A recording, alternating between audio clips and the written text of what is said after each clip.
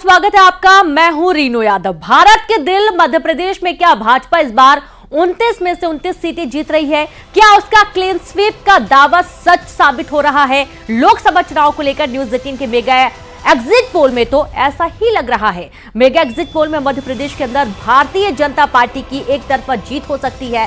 Party 26 से 29 सीटें को जीतकर इतिहास रच सकती है। चुनावी नतीजे 4 जून को आएंगे, लेकिन मध्य प्रदेश में आए रुझानों के अनुसार पूरे मध्य प्रदेश में भाजपा अपना दबदबा कायम करेगी।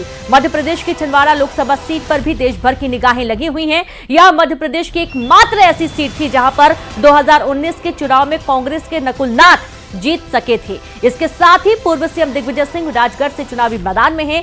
कभी राजगढ़ कांग्रेस का गढ़ हुआ करता था, लेकिन यहां अब भाजपा का कब्जा है।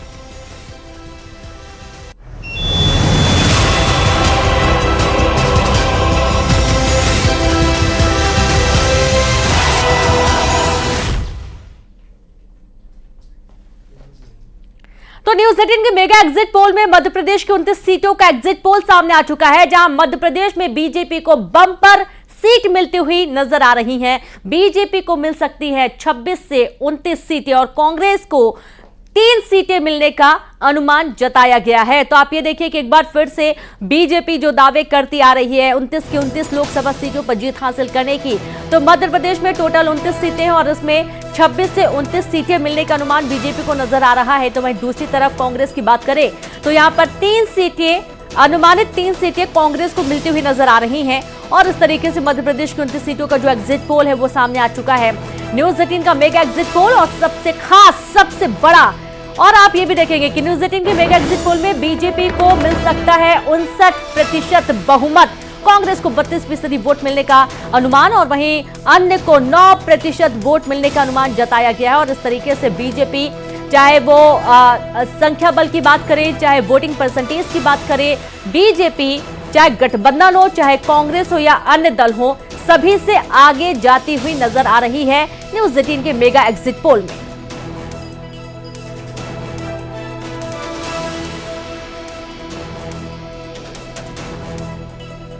तो एग्जिट पोल में बीजेपी को बढ़त नजर आ रही है। मध्य प्रदेश में बीजेपी को 26 में से 29 सीट मिलने का अनुमान जताया गया। कांग्रेस को 3 सीटें मिलने का अनुमान है और मध्य प्रदेश में बीजेपी को मिल सकता है 59% वोट। जी हां, जितने भी वोटिंग हुई उनमें से 59% वोट बीजेपी के खाते में जाता हुआ नजर आ रहा है और कांग्रेस को 32% वोट मिलने का अनुमान है। अन्य की बात करें तो यहां पर मात्र 9% ही वोट मिलने का अनुमान जताया जा रहा है, यानी कि हर तरीके से जो बीजेपी है वो आगे बढ़ती हुई नजर आ रही है। और अब आप ये देखिए कि मध्य प्रदेश की 29 लोकसभा सीटें हैं और इस 29 लोकसभा सीटों का जो एग्जिट पोल है वो आपको बता रहे हैं मध्य प्रदेश में बीजेपी को बम्पर सीट, बीजेपी को मिल सकती है 26 में से 29 सीटें और कांग्रेस को 3 सीटें मिलने का अनुमान जताया जा रहा है। न्यूज 18 के से एग्जिट पोल में, मेगा एग्जिट पोल में जो स्थिति है वो बिल्कुल साफ होती हुई नजर आ रही है। दावा किया गया था बीजेपी की तरफ से कि 29 की सीटें जीत कर लाएगी, लेकिन इस बार जो रुझान इस वक्त सामने आ रहे हैं, जो अनुमानित आंकड़े सामने आ रहे हैं, उसमें कांग्रेस को बहुत पीछे धकेलते हुए बीजेपी आगे बढ़त बनाती हुई नजर आ रही है। एग्जैक्ट नतीजे 4 जून को आएंगे, लेकिन उसके पहले जो एग्जिट पोल के नतीजे हैं वो आपको बता रहे हैं, जिसमें बीजेपी एक नया इतिहास रचने की तैयारी में है। एग्जिट पोल में बीजेपी को बढ़त, एमपी में बीजेपी को 26 में से 29 सीट मिलने का अनुमान है और कांग्रेस को 3 सीटें मिलने का अनुमान जताया गया है। यानी कि एक बार फिर से बीजेपी, चाहे वो संख्या बल की बात करें, चाहे वो वोटिंग परसेंटेज की बात करें, हर जगह बीजेपी कांग्रेस को पीछे करती हुई नजर आ रही है, क्योंकि बीजेपी को एमपी में 59% वोट मिलने का अनुमान जताया गया है और कांग्रेस को मात्र 32% वोट और साथ ही अन्य को 9% वोट मिलने की बात कही जा रही है। एक पूरी टीवी स्क्रीन सजा दी गई, आप देख सकते हैं कि एनडीए, इंडिया अलायंस और अदर्स में कितना बड़ा अंतर नजर आ रहा है। संख्या बल की बात करेंगे, जहां पर राष्ट्रीय स्तर पर भी जो बीजेपी है, एनडीए है, वो 355 से 370 के बीच में सीट पाती हुई नजर आ रही है। दूसरी तरफ इंडिया अलायंस जहां पर 125 से 140 के बीच सिमटती हुई नजर आ रही है और अदर्स को 42 से 52 सीटें मिलने का अनुमान जताया जा रहा है। और चलिए कुछ खास पैनल में हमारे साथ जुड़ेंगे, उनसे बातचीत भी करेंगे। बीजेपी प्रवक्ता डॉक्टर प्रेम व्यास जी जुड़ गए, बहुत स्वागत है सर आपका। डॉक्टर सत्य प्रकाश शर्मा जी वरिष्ठ पत्रकार हैं, आप, बहुत स्वागत है आपका। और भूपेंद्र गुप्ता जी कांग्रेस प्रवक्ता हैं, सर आपका भी बहुत स्वागत है। मेगा एग्जिट पोल के जो इस वक्त अनुमानित आंकड़े सामने आ रहे हैं, सबसे पहले तो हम कांग्रेस का रुख करेंगे भूपेंद्र गुप्ता जी के पास। भूपेंद्र जी कैसे देख रहे हैं आप, बीजेपी बढ़त बनाए हुए हर तरीके से? बात है, और जो आंकड़े आ रहे हैं वो एक अलग बात है, और इन पे विश्वसनीय नहीं है, मैं इनसे असहमत हूँ। और पूरी तरह असहमत होने का कारण ये है कि ना तो इनकी सैंपल साइज का पता है, ना इनके यूनिवर्स का पता है, ना इनकी मेथोडोलॉजी का पता है। मैं चूंकि इंजीनियरिंग का स्टूडेंट हूँ और प्रोबेबिलिटी और स्टेटिस्टिक्स हमारा एक सब्जेक्ट होता है, इसलिए मैं जानता हूँ कि इसे कैसे किया जाता है और इसका अर्थ क्या होता है। तो जब तक इसमें ये सारी चीजें डिफाइन नहीं होंगी, ये सब जो है केवल प्रायोजित सर्वे है और इन सर्वेक्षणों का कोई औचित्य नहीं है। दूसरी चीज ये है कि ये कांग्रेस के कार्यकर्ता या विपक्ष के मनोबल को थोड़ा नीचा करने के उद्देश्य से इन्हें जारी किया जाता है। अच्छा। ताकि वो जो है जी, तो वो जो है, लेकिन इस बार वो सफल नहीं होंगे। इसकी ये जो 1.5 करोड़ 1 करोड़ 7 लाख वोटों की जो ये खेल है, इसकी पोल पहले, क्योंकि चुनाव के ये एग्जिट पोल और सारे तमाशे के पहले ही खुल चुकी है, इसलिए जनता सतर्क है, मतदाता सतर्क है, हमारा काउंटिंग एजेंट सतर्क है। तो ये जो घोटाला जो ये करने की योजना है, ये थोड़ी घट जाएगी। तो अभी लगता था कि उन्हें लग रहा होगा कि वो सफल होंगे।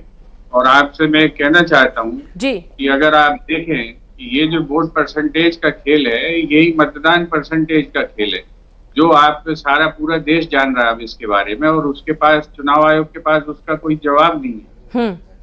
जी बिल्कुल, डॉक्टर प्रेम व्यास जी के पास भी हम चलेंगे, लौटेंगे सर आपके पास। आप देखिए ये पूरा प्रायोजित बता रहे हैं भूपेंद्र गुप्ता जी, और डॉक्टर प्रेम व्यास जी आपके पास आ रहे हैं। और एक तरफ बीजेपी दावे कर रही है कि हम 400 पार जाएंगे, एग्जिट पोल में 400 पार तो नहीं हो रहा है, लेकिन हाँ बाकी जो पार्टीज हैं, चाहे गठबंधन हो चाहे अदर्स हो, उनके मुकाबले ज्यादा सीटें लाते हुए अनुमानित आंकड़े सामने आ रहे हैं।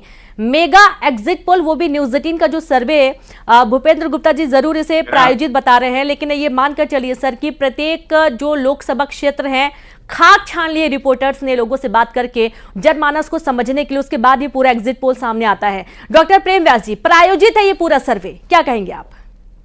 देखिए रेणु जी, एग्जिट पोल जो है लगभग मुझे लगता है 25-30 वर्षों से, जब से मुझे समझ आई है राजनीतिक, तब से मैं देख रहा हूं। और एग्जिट पोलों के माध्यम से जनता को अवगत करना और जनता से संवाद करना, उसके बाद प्रदर्शित करना, हम सभी एग्जिट पोल, जितने भी एग्जिट पोल है उनका सम्मान करते हैं। निश्चित रूप से ये चुनाव जो है विकास और विश्वास और एक तरफ विनाश को सारगर्भित करता है। भूपेंद्र जी बहुत वरिष्ठ प्रवक्ता है कांग्रेस के, लेकिन मैं जो है विज्ञान का स्टूडेंट हूं, मैं बायो का स्टूडेंट हूं, तो हम लोग तो मानते हैं कि हेरिडिटरी कैरेक्टर जो है जीन वो कन्वे करता है, और जो हेरिडिटरी कैरेक्टर्स होता है उसी के बेसिस पे तय होता है कि पूर्ववत कैसा रहा होगा। और उसी तरह से जो सरकार ने कार्य करे हैं, जो सरकार ने आम जनमानस के लिए आम जन हितैषी कार्य और योजनाएं और सांसदों के माध्यम से हर गांव तक पहुंचने का कार्य जो करा है, उसी को लेकर एग्जिट पोल्स भी बनते हैं। हमारी अपेक्षा है कि निश्चित रूप से 26 से ज्यादा सीटें हम अर्जित करेंगे।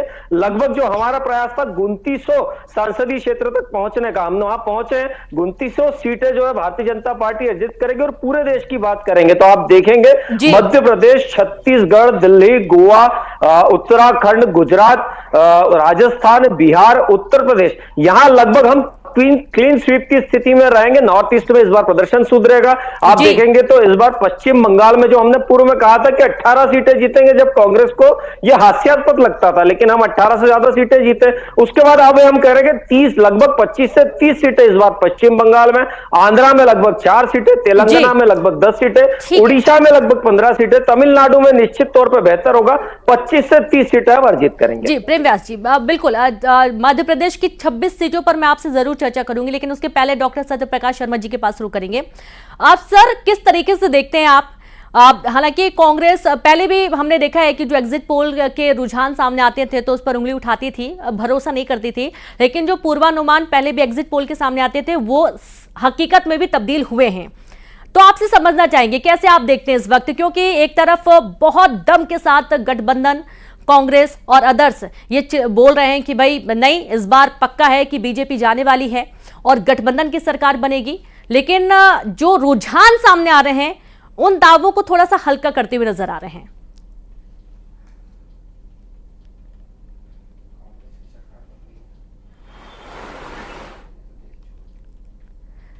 जी डॉक्टर सत्य प्रकाश शर्मा जी, आप मुझे सुन पा रहे हैं? आपको आवाज आ रही है? किस तरीके से देखते हैं सर आप इस पूरे सर्वे को?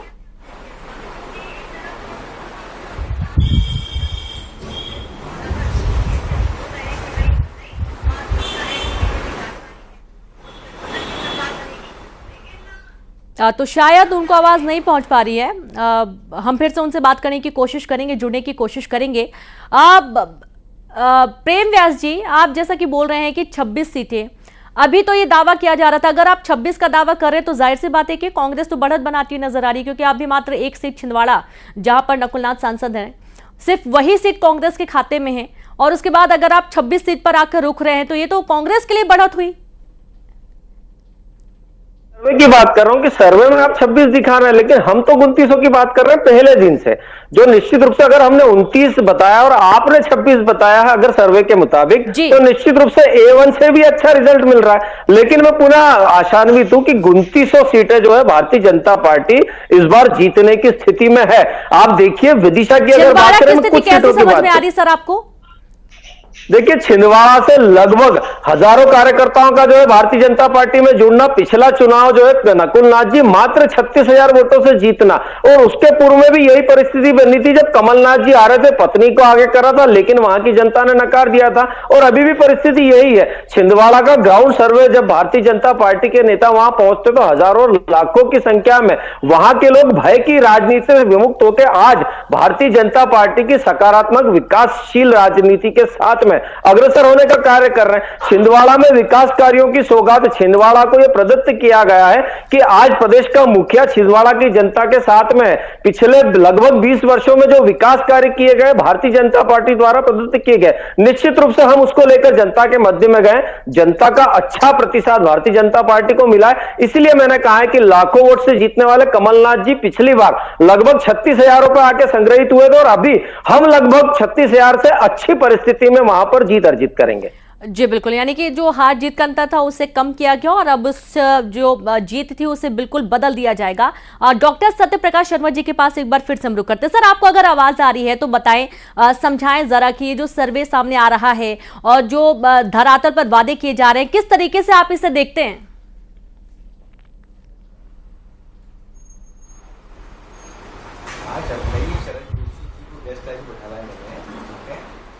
एंकर बोल रही रेणु मैडम सत्य प्रकाश शर्मा, तो ये सुनी नहीं। मुझे ऐसा लग रहा है कि शायद उन तक आवाज नहीं पहुंच पा रही है। वो सुन जरूर रहे हैं, बात नहीं हो पा रही है। अगर आपको आवाज आ रही है सर तो अपनी बात रखें आप।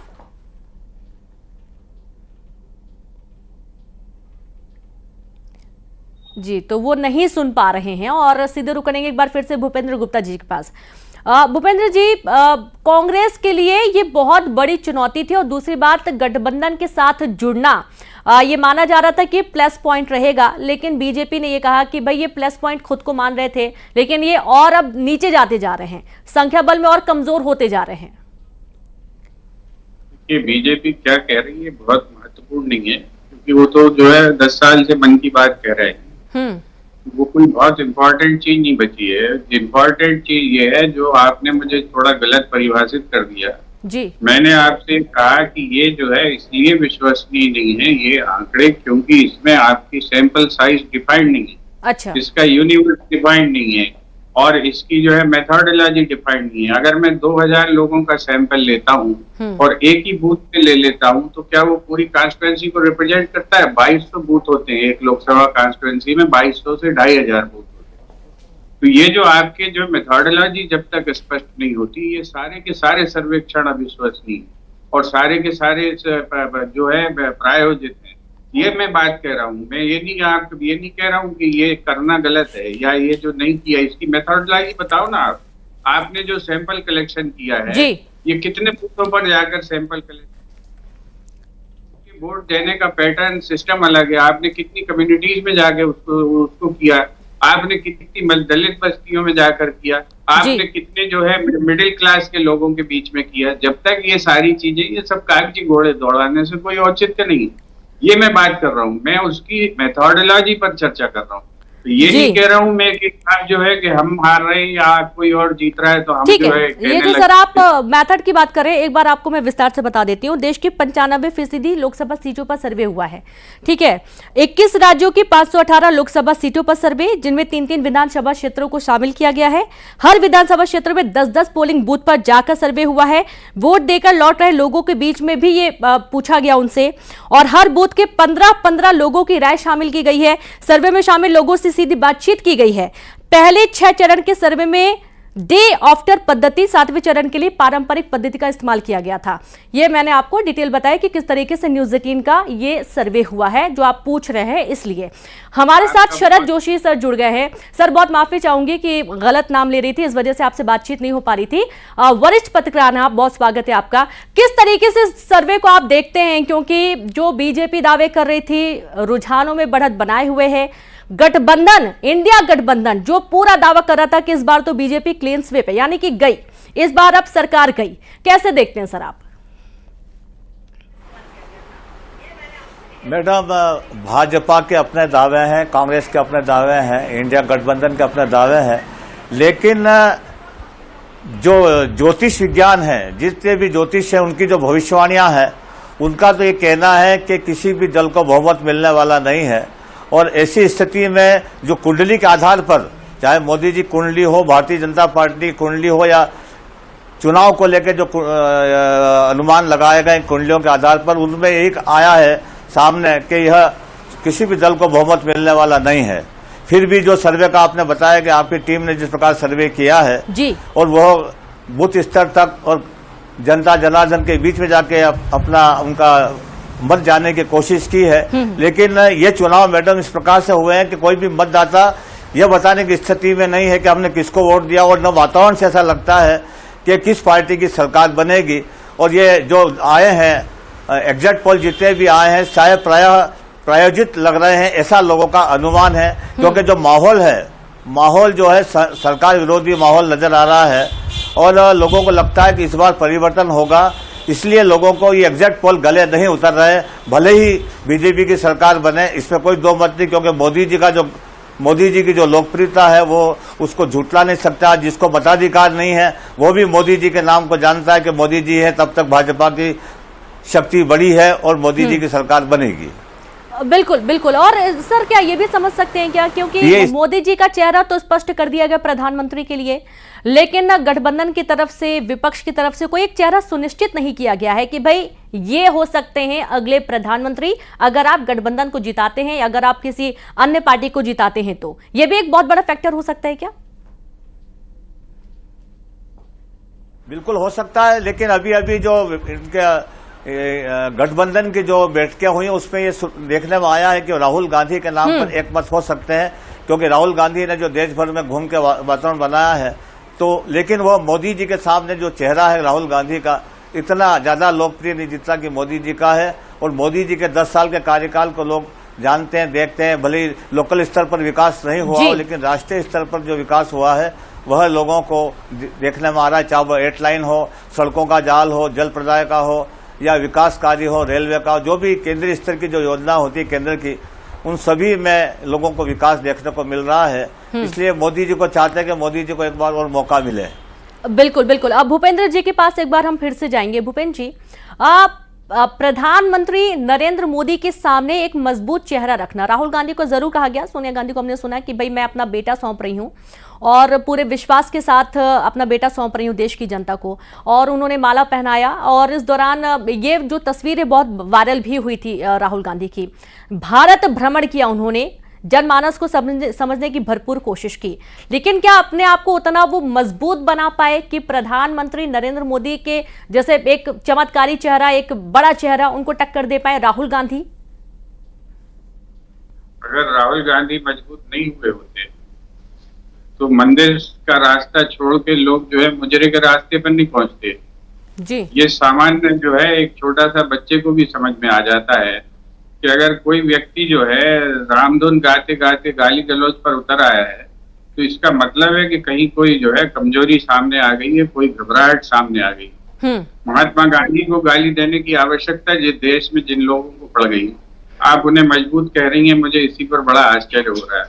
दूसरा, मैं आपसे निवेदन कर रहा हूँ, इसे अन्यथा मत लीजिएगा, एक साइंटिफिक बात आपसे कर रहा हूँ। जी आपने हर एक जो है विधानसभा सेगमेंट में 10 पोलिंग बूथ पर आपने जो है ये सर्वेक्षण किया है। जी 350 जो है बूथ होते हैं एक पोलिंग उस पर, एक विधानसभा सेगमेंट पर। तो आप सोचिए क्या ये सफिशिएंट है उसका प्रेडिक्शन करने के लिए?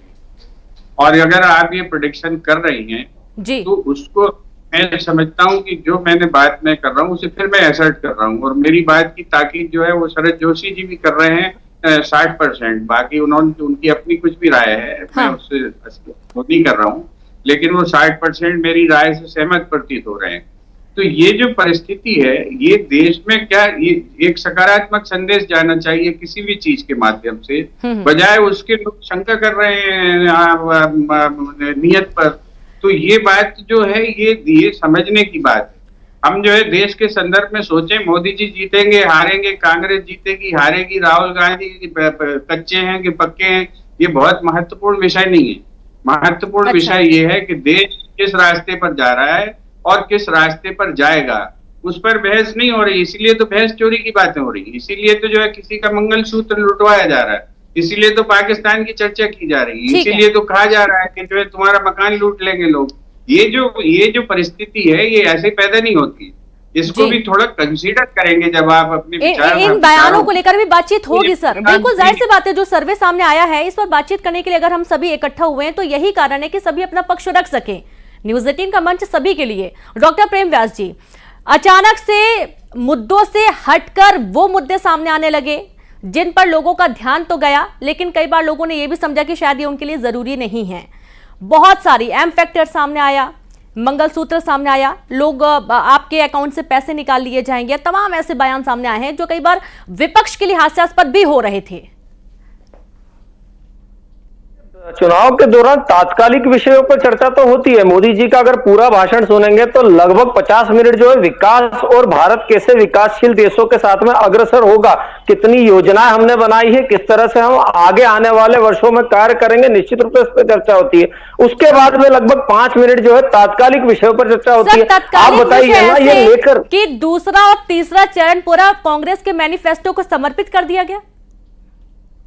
वेल्थ डिस्ट्रीब्यूशन की बात कौन लेकर आए? उसके बाद में जो है फवाद चौधरी के मवाद को जो है प्रदर्शित करने का कार्य किसने करा?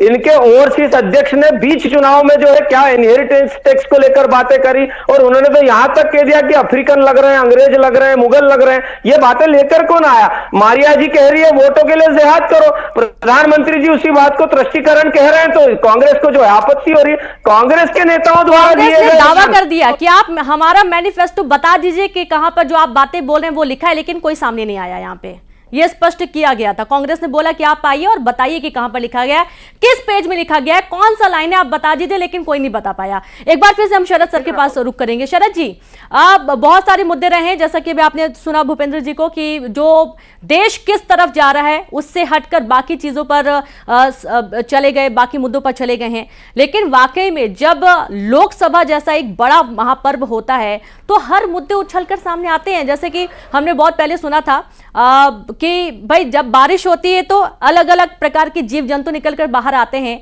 ठीक इसी तरीके से इलेक्शन के टाइम पे एक से बढ़कर एक बयान सामने आते हैं। तो क्या उन बयानों का कितना इफेक्ट पब्लिक पर गया?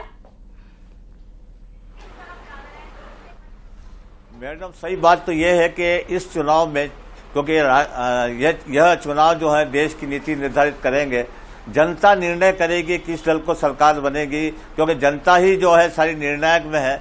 और विकास का मतलब ये नहीं है कि लोगों को खाली बिल्डिंग बना दी, समुद्र नहर बना दी और ये सारा विकास कार्य हो गया, लेकिन इसके लिए विकास के साथ साथ रोजगार भी बहुत जरूरी है। आज बेरोजगारी का आलम कितना खतरनाक स्थिति दौर में पहुंच गया है, युवाओं को नौकरी नहीं मिल रही है। और जितने नव मतदाता हैं, यदि मेरे कई नव मतदाताओं से बातचीत हुई, उन्होंने बोला कि हमको क्या लेना देना कि सड़क बन रही है, बांध बन रहे हैं, रेलें चल रही है, हमें तो रोजगार चाहिए। जाहिर सी बात है, रोजगार एक बहुत बड़ा मामला रहा है और खासतौर पर फर्स्ट टाइम जो वोटर है वो बहुत होशियार हो चुका है। दूसरी तरफ साइलेंट वोटर है, वो बहुत शांतिपूर्ण तरीके से सोच समझकर वोट कर रहा है। लेकिन उसके बावजूद जो न्यूज़ 18 का सर्वे है उसमें बीजेपी बढ़त बनाई हुई नजर आ रही है। हालांकि ये एग्जिट पोल है, एग्जैक्ट जो नतीजे हैं वो 4 जून को पता चलेंगे। हो सकता है कि उस दिन भी हम सभी एक दूसरे से मिले, बातचीत करें। बहुत शुक्रिया सर आप सभी का हमसे जुड़ने के लिए, बातचीत करने के लिए। और इसी के साथ इस खास पेशकश में इतना ही। नमस्कार।